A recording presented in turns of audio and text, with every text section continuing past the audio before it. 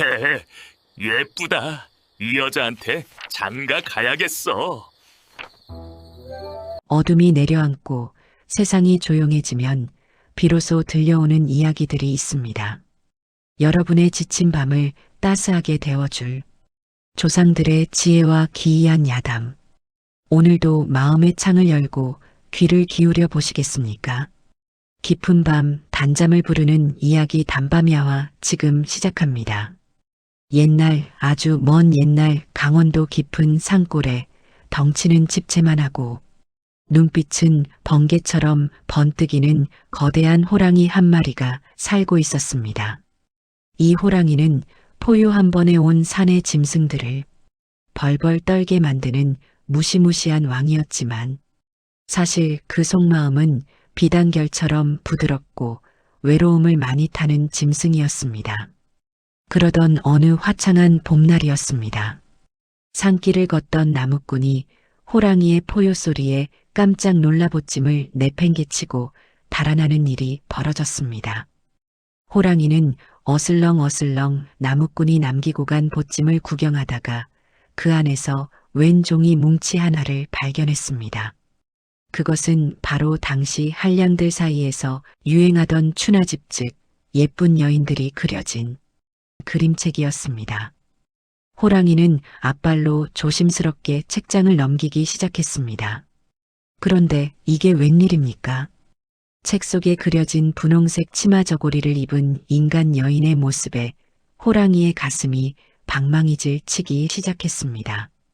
동그란 얼굴에 앵두 같은 입술 그리고 초승달 같은 눈썹을 본 호랑이는 평생 느껴본 적 없는 묘한 감정에 휩싸였습니다.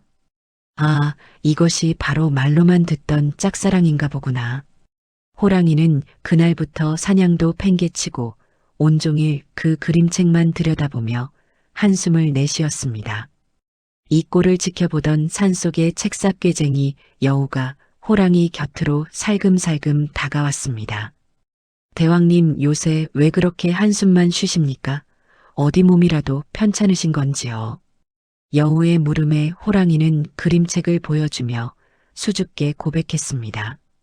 여우야, 나 이 인간 여인에게 장가를 가고 싶구나 하지만 나는 털이 많고 앞발이 두꺼워 인간들이 나를 보면 도망만 치니 이를 어쩌면 좋겠느냐. 여우는 속으로 쾌재를 불렀습니다. 어리숙한 호랑이를 골려줄 절호의 기회라고 생각한 것이지요. 대왕님, 인간 여인에게 장가를 가려면 먼저 인간이 되어야 합니다. 예전에 곰과 호랑이가 동굴에서 마늘과 쑥을 먹었다는 이야기 들어보셨지요?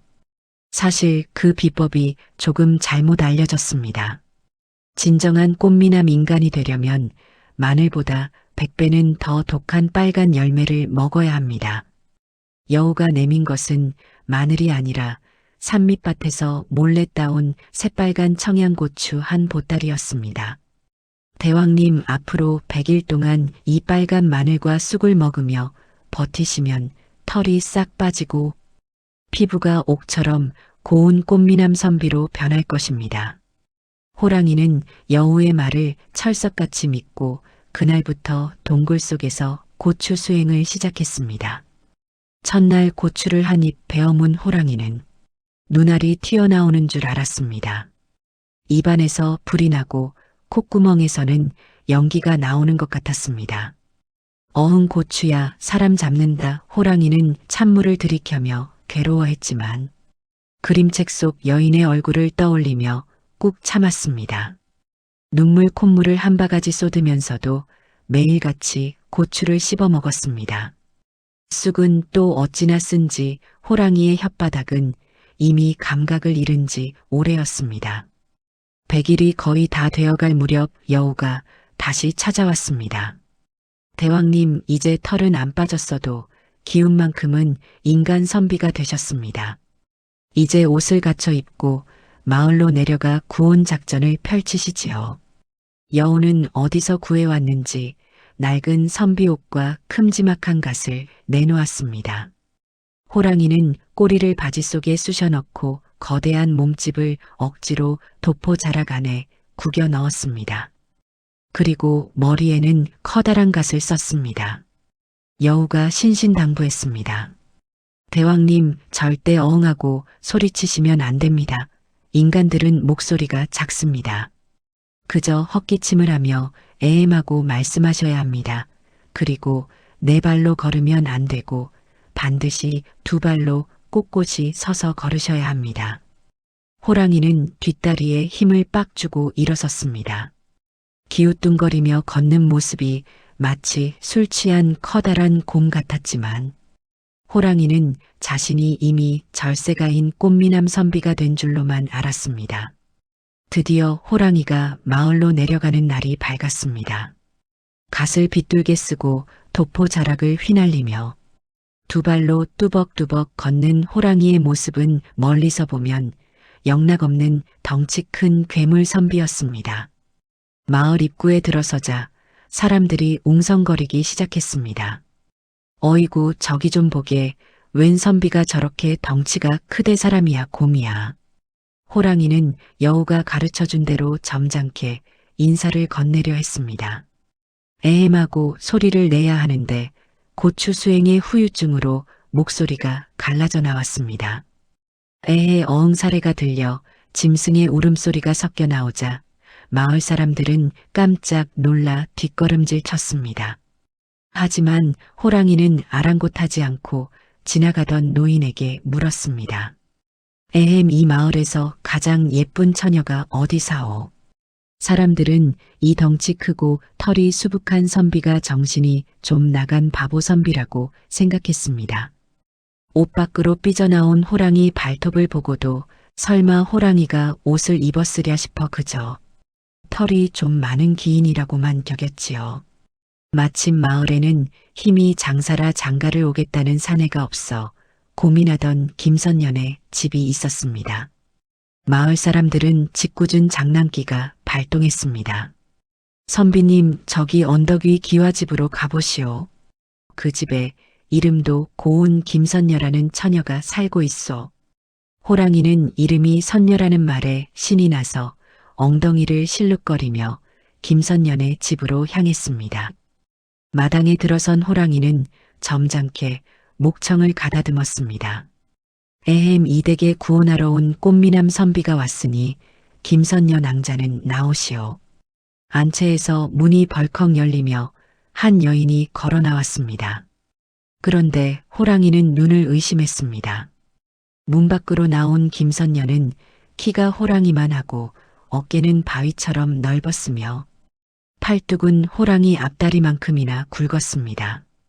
그녀는 이름만 선녀일 뿐 사실 마을에서 소문난 천하장사 떡대 처녀였습니다. 김선녀는 갓을 쓰고 땀을 뻘뻘 흘리는 호랑이를 위아래로 훑어보더니 씩 웃었습니다. 웬 덩치 큰 양반이 우리 집에 장가를 오겠다고 왔을까? 기운은 좀 써 보이는데. 어디 마당에 있는 저 바위나 한번 들어보시게. 김선녀가 가리킨 것은 장정 넷이서도 못 드는 커다란 고인돌이었습니다. 호랑이는 속으로 비웃었습니다. 나 산중호걸 호랑이야. 이런 바위쯤은 껌이지. 호랑이는 도포자락을 걷어붙이고 앞발을 내밀었습니다. 그런데 그만 힘을 너무 주는 바람에 꼬리가 바지 틈을 뚫고 툭 튀어나오고 말았습니다. 갓은 땅바닥으로 떨어지고 도포는 찢어지며 호랑이의 노란 털과 검은 줄무늬가 세상 밖으로 드러났습니다. 어흥, 호랑이다. 진짜 호랑이가 나타났다. 마을 사람들은 비명을 지르며 달아나기 시작했습니다. 호랑이는 당황해서 다시 애엠 소리를 내보려 했지만 이미 정체는 탄로난 뒤였습니다. 호랑이는 무서운 김선녀의 기세에 눌려 뒷걸음질 치기 시작했습니다.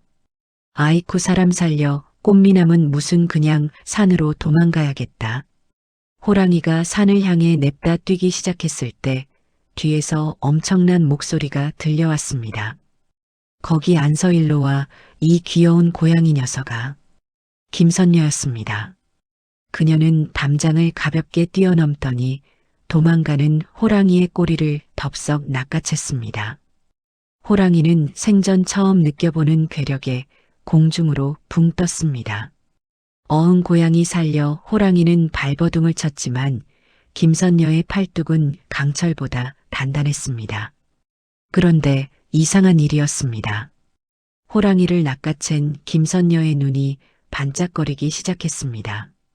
김선녀는 호랑이를 어깨에 척 들쳐 매고는 싱글벙글 웃으며 말했습니다. 우리 집 마당새가 없어서 고민이었는데 아주 힘좋고 털 부드러운 신랑감이 제 발로 걸어 들어왔네. 김선녀의 눈에 비친 호랑이는 무서운 맹수가 아니었습니다. 고추 수행 덕분인지 털에서는 은은한 꽃향기가 났고 눈물 콧물 쏟으며 인간이 되려 노력한 그 눈망울은 세상 어떤 선비보다 순수하고 맑아 보였습니다. 무엇보다 비뚤어진 갓 아래로 보이는 호랑이의 듬직한 앞발과 두툼한 가슴팍이 김선녀의 마음을 설레게 했습니다. 아이고, 세상에 어쩜 이렇게 털이 고울까. 이 듬직한 어깨를 좀 보게 해. 산골 바보 선비인 줄 알았더니 완전 내 취향의 꽃미남 낭군님이 아니더냐. 김선녀는 호랑이의 보드라운 목덜미 털에 얼굴을 부비며 좋아 어쩔 줄을 몰랐습니다. 호랑이는 당황했습니다. 분명 잡아먹히거나 가죽이 벗겨질 줄 알았는데 이 무시무시한 여인은 자신을 귀한 낭군님 대접하며 보듬어주는 것이 아니겠습니까? 결국 산중호걸 호랑이는 김선녀에게 잡혀 깊은 산속 오두막으로 끌려가게 되었습니다. 그날 이후 산속에서는 참으로 기묘한 풍경이 벌어지기 시작했습니다. 무시무시한 호랑이가 분홍색 앞치마를 두르고 마당에서 맷돌을 돌리는 모습이 목격된 것입니다. 김선녀는 마루에 앉아 흐뭇하게 그 광경을 지켜보았습니다. 우리 낭군님 맷돌 돌리는 뒷모습이 참으로 섹시하구만. 털이 복슬복슬해서 안고 자면 잠도 잘 오겠어. 신랑 맷돌질이 왜 이렇게 시원찮아? 저녁에 고기 얻어먹고 싶지 않아. 그러면 호랑이는 꼬리를 살랑살랑 흔들며 예 마나님 지금 열심히 돌리고 있사옵니다 하고 콧소리를 냈습니다. 어흥 대신에 야옹 소리를 내며 애교를 떠는 호랑이의 모습은 산속 짐승들에게 비웃음거리가 되었지만 호랑이는 은근히 행복했습니다. 고추를 먹으며 고생하던 100일보다 김선녀가 해주는 따뜻한 고기 반찬을 먹으며 사는 지금이 훨씬 좋았기 때문입니다. 비록 이름과는 아주 많이 다른 떡대 선녀였지만 호랑이는 자신을 휘어잡는 그녀의 강인함에 홀딱 반해버리고 말았습니다. 그런데 이때 산속 바위 뒤에서 이 광경을 지켜보던 꾀쟁이 여우가 있었습니다. 사실 여우는 호랑이가 김선녀에게 잡혀갔다는 소문을 듣고 호랑이가 매를 맞거나 굶주려 죽어가는 줄로만 알았습니다. 자신이 장난삼아 건넨 고추 때문에 호랑이가 저런 험한 꼴을 당한다고 생각하니 갑자기 미안한 마음이 울컥 치밀어 올랐습니다. 미안해요, 대왕님, 제가 죽을 죄를 지었습니다. 여우는 바닥에 주저앉아 엉엉 울기 시작했습니다. 여우의 슬픈 울음소리가 산골짜기를 타고 하늘 높이 퍼져나갔습니다. 그런데 참으로 희한한 일이 벌어졌습니다. 여우가 눈물을 뚝뚝 흘리자 갑자기 멀쩡하던 하늘에 먹구름이 끼더니 비가 내리기 시작한 것입니다. 하지만 여우가 눈을 닫고 다시 마당을 보니 이게 웬걸입니까? 호랑이는 김선녀가 입에 넣어주는 큼지막한 고기를 씹으며 세상에서 가장 행복한 표정으로 웃고 있었습니다. 여우는 황당했습니다. 아니 고생하는 줄 알았더니 완전 상팔자가 따로 없네. 여우는 어이가 없어 눈물을 닦고는 허탈하게 웃음을 터뜨렸습니다. 여우가 울다가 웃자 하늘도 갈피를 잡지 못했습니다. 먹구름 사이로 해가 다시 쨍쨍하게 고개를 내밀었는데 여우의 웃음 섞인 눈물은 멈추지 않아 해가 뜬 하늘에서 비가 내리는 기이한 날씨가 된 것입니다. 마을 사람들은 고개를 들어 이 풍경을 보며 웃으며 말했습니다. 아이고, 저것 좀 보게. 해가 떴는데 비가 오네. 오늘 호랑이가 장가가는 날인가 보구만. 그렇습니다. 이것이 바로 호랑이 장가가는 날의 유래입니다. 꾀쟁이 여우의 미안함이 비를 부르고 호랑이의 행복함이 햇살을 불러 맑은 하늘에 비가 내리는 여우비가 된 것이지요. 호랑이와 김선녀는 여우비가 내리는 그날 마당에서 정식으로 혼례를 올렸습니다. 호랑이는 다시 한번 갓을 쓰고 김선녀는 연지곤지를 찍고 호랑이의 등에 올라탔습니다. 호랑이는 기분이 좋아 꼬리를 살랑거리며 온 산이 떠나가라 포효했습니다. 그 소리는 무서운 울음소리가 아니라 사랑에 빠진 낭군의 우렁찬 노래였습니다. 세상 일은 참으로 알 수가 없습니다. 무서운 맹수도 진정한 짝을 만나면 순한 양이 되고 불가능해 보이던 사랑도 엉뚱한 방향으로 결실을 맺기도 하니까요. 여러분도 혹시 지금 무언가에 홀려 고생하고 계신가요? 어쩌면 그 고생 끝에 호랑이처럼 생각지도 못한 든든하고 따뜻한 동반자가 기다리고 있을지 모릅니다. 오늘 들려드린 호랑이의 기막힌 구온 소동 이야기 어떠셨나요? 겉모습이 무엇이든 진심을 다하면 결국 사랑은 찾아오는 법입니다. 비록 그 사랑이 나를 조금 고달프게 할지라도 말입니다. 오늘 밤은 호랑이 신랑처럼 포근하고 김선녀처럼 든든한 꿈 꾸시길 바랍니다. 오늘 들려드린 이야기가 여러분의 마음에 즐거운 웃음과 따뜻한 설레임이 되었기를 바랍니다. 조상들의 해악이 담긴 이 이야기가 당신의 내일을 지켜줄 든든한 힘이 되길 기도합니다. 오늘도 단잠 이루시는 편안한 밤 되시길 바랍니다.